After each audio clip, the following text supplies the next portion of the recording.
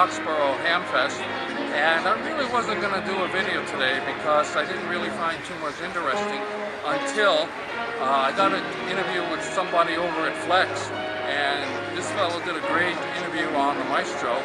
And then I met this kid, really smart kid. You'll see him, 13 years old, and the kid's got it all together. Built his own homebrew antennas, a lot of things he's done homebrew. One slightly negative thing, the special station, W1A, is not really special at all because they have no antenna here. They're operating remotely. So not really too thrilled with that. The presentations have been very good. I've gone to a couple of them. I'll yet go to another couple.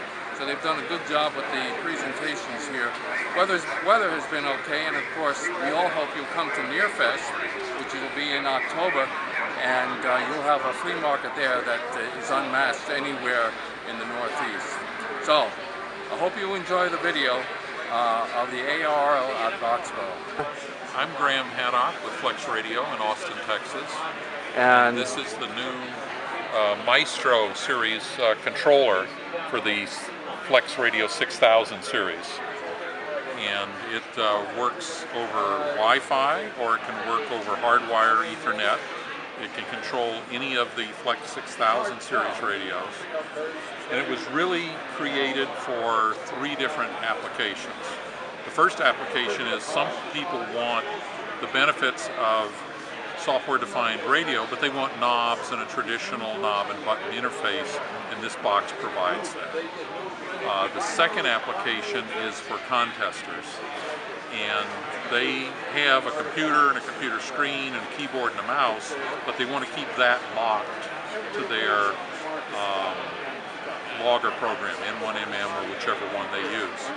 And they wanted a separate box for controlling the radio when they needed to during the contest. So it provides that. And this box was designed by Craig Thompson, K9CT, who's a big contester in Southern Illinois, and 403A, Renko in Montenegro. And he's a giant European contester. why couldn't they simply go to the radio and control it from their computer?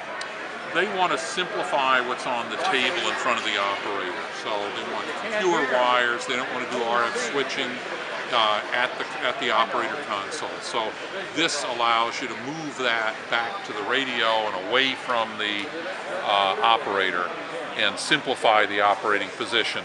It also means it's a lot easier to reconfigure the operating position when you're changing from SO2R to multi-2, or the rules for different contests, you operate differently. The third application is it's a remote control head. Initially, it has control of the radio remotely anywhere inside the same local area network. So if it's at home, it's inside the range of your Wi-Fi. We have a new software package coming out in time for Dayton next year, is our current schedule, which will allow you to take this radio, travel, check into a hotel anywhere in the world that has internet access, log on to the Wi-Fi there, and control your ham radio station at home. So it's a remote control, and that's the third application.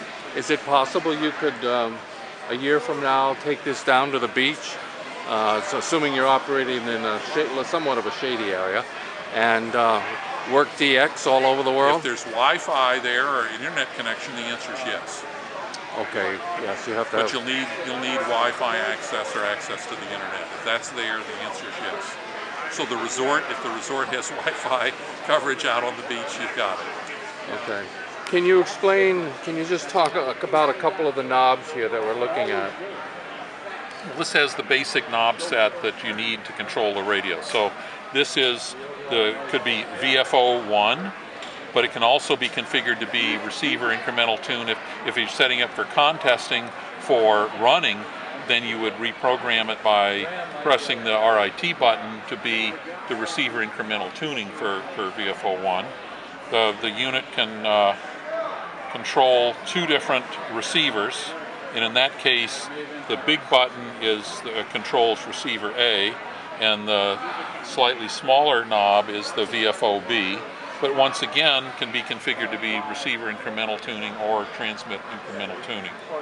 Your volume and RF gain, AGCT, are up here, and these are your filter controls. So you have two modes. This one, you can change, the outer knob controls the width of the filter, and the inner one controls the position, or you can press that button, and now this one controls upper cut, and this one controls lower cut. So there's two different modes you can control the filters in. I noticed this button has a squelch on it, but you currently don't have squelch. Well, if you're in FM mode, that becomes the squelch button instead of in single sideband or linear mode. That's the AGCT, which is basically an RF gain control. You use it just like an RF gain control. And so you have a pair to control each receiver. Yes, and these buttons all control receiver A, and these all control receiver B. And this is pretty much self-explanatory. One is mic, and the other would be power. That's transmit power. So if you, in other words, this allows you to control. It's a 100-watt radio, so that's your transmit power control. The speed is for a key. Yes, if you're in CW mode, then that changes. Instead of, you don't need a microphone, that becomes your key or speed control. But like your 6300 has CWX. You have the ability to send CW with this without a key? That one we're still working on. You would need a little Bluetooth keyboard, and so there's a proposal to do that, and the software guys are working out the details right now. Could a straight key be plugged into this, or does that have to be? Okay. Yes, in the back there's connections for straight key or paddle, line in and line out, external power speaker, and phones or headphones, and as well as a microphone, which is a standard Yaesu kind of pinout. So you've got that, and then on this side you've got Ethernet. So if you want to go hardwire Ethernet instead of Wi-Fi to the system, USB, that will not be there in the production units, and remote push to talk for if you wanted a foot treadle or something like that, or a squeeze key, you can plug those in here. Why would anyone want to go hardwire? Wouldn't wireless always be available? Well, if you're using this in emergency communications, I'm from New Orleans, and in Katrina we lost the internet, we lost power, we lost telephone, we lost everything. So if you need to operate this, as an example, if you need one to operate this radio in an emergency communications mode, in the absence of that, you can just put an Ethernet jumper from the back of this directly to the radio, and you're on the air, full capability. Now I notice, if we look at the display over here, well, why don't put it back the way it was? Yes. Okay, so that gives you pretty much the same what Smart SDR shows on the screen as well. Yes. So for slice A, the big knob, you press that and this appears. It allows you to move to the preset filter settings or change modes, and you notice when you change to CW you get a set of CW filters instead of sideband filters. I'm going back. This is how you change bands. We're on 20 meters, you want to go to 80 meters, you press that and you noticed it just went over to 80 meters. And if you want to enter frequencies directly, it allows a keyboard for that. So there's a set of controls like that for A, and there's another set for B. Okay. Well, how much does this weigh? About 4 pounds. So you could carry it in a backpack. Yes. As long as you put protect it in a briefcase. Whatever you go. Okay. And so it's you know, you could carry it. It's single finger. It's 4 pounds. Okay. Marty Stellaway, KC1CWF. And how long have you been licensed? I was licensed in November 2014, so. And what class license do you hold? General class. You already have the did you start with the general? I started with the tech, and then a few weeks later I came back for general. And I've just been too busy. I'm getting close to taking the extra, I just haven't had a lot of time to study for it. How long did it take you to study for the license, from the day you started to study until the time you got the license? A week. 1 week? 1 week. And what did you use to study for? I just took a bunch of practice tests, iPad apps, and I practiced a lot with that. Let me hear. iPad apps, and I practiced a lot with the iPad apps. Okay. And where did you take the test? At the Clay Center Amateur Radio Club in Brookline, Mass. Do you go to the Clay Center? Yeah, As you're a student of the Clay Center, so I don't go to school at the school where it's located, but I'm a member there. Okay, you are a member. What? Hold on. Okay, got it.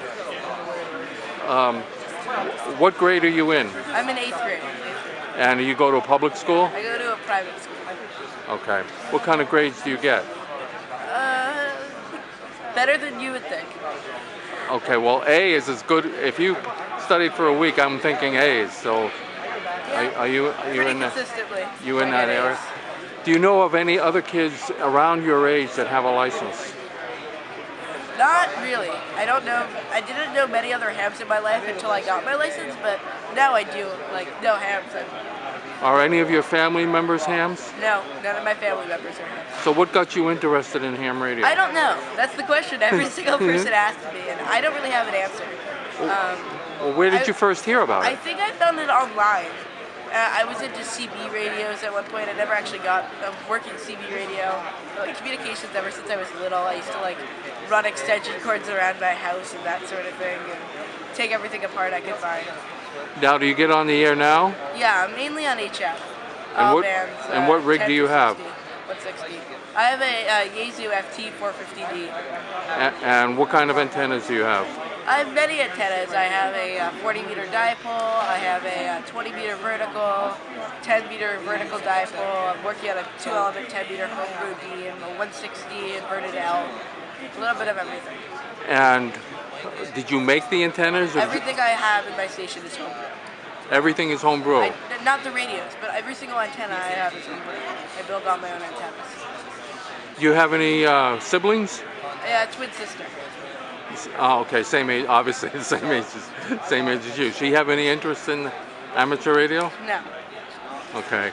What do you have any general thoughts about hams as you meet them and see them and? I don't know. I think hams are I feel like they really help get everybody on the air, and I appreciate it. Like, I meet new hams, and they always seem to help me get on the air. Like, everybody's really generous, and I think that's really cool. Okay.